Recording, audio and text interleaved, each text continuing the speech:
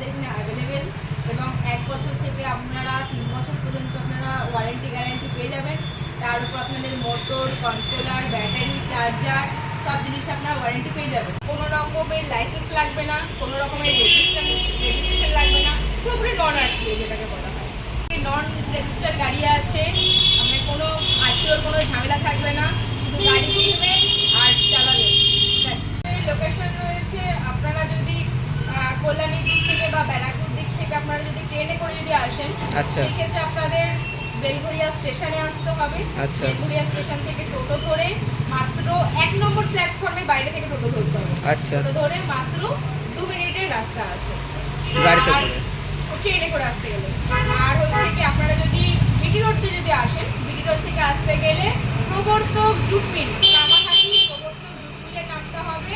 ওখান থেকে 2 মিনিটের হাঁটা পথ।